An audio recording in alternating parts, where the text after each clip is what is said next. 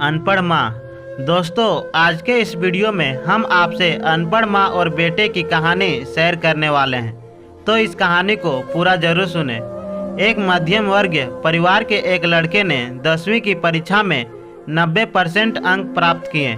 पिता ने मार्कशीट देखकर खुशी खुशी अपनी बीवी से कहा कि बना लीजिए मीठा दलिया, स्कूल की परीक्षा में आपके लाडले को 90% अंक मिले हैं।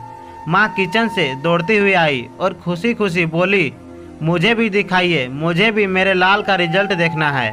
उस बीच लड़का फटाक से बोला, बाबा उसे रिजल्ट कहाँ दिखा रहे हैं? क्या वह पढ़ लिख सकती है? वो तो अनपढ़ है।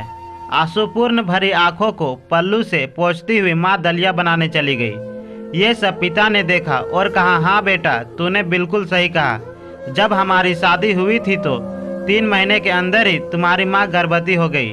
मैंने सोचा शादी के बाद ही कहीं घूमने नहीं गए, एक दूसरे को ठीक से समझे भी नहीं।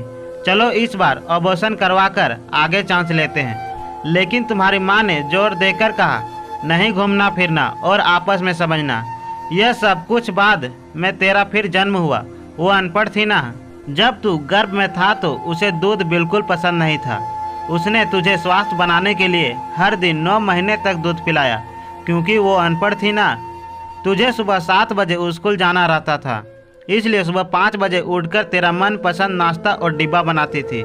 क्योंकि वो अनपढ़ थी ना, जब तुम रात में पढ़ते पढ़ते सो जाते थे तो वह आकर तुम्हारी कॉपी और किताब बस्ते में भरकर तुम्हें बिस्तर पर सुलाती थी और उसके बाद ही सोती थी।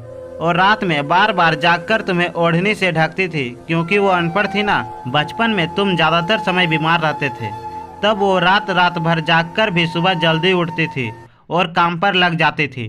क्योंकि बेटा वो अनपढ़ थी ना, तुम्हारे लिए ब्रांडेड कपड़े लाने के लिए मेरे पीछे पड़ती थी और खुद सालों तक एक ही साड़ी पर रहती थी। क्योंकि वो अनपढ़ थी ना। ये सब सुनकर लड़का रोते हुए अपनी माँ से लिपटकर बोलता है, माँ मुझे तो कागज़ पर 90% अंक मिले हैं, लेकिन आप मेरे जीवन को 100% बनाने वाली शिक्षक हो।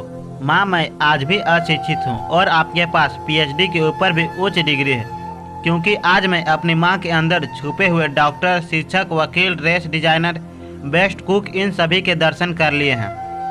माँ मुझे क्षमा कर दीजिए। बेटा, जो आपकी नज़र में पढ़े लिखे लोग हैं ना, वो सब पहले अपना स्वार्थ और मतलब देखते हैं, लेकिन आपकी माँ ने आज तक कभी नहीं देखा। क्योंकि अनपढ़ है ना, वो खाना बनाकर और हमें परोसकर कभी कभी खुद खाना ही भूल जाती है। इसलिए मैं गर्व से कहता हूँ, तुम्हारी माँ अनपढ़ है। दोस्तों, आपको अनपढ़ माँ की कहानी कैसी लगी नीचे कमेंट करके ज़रूर बताएं।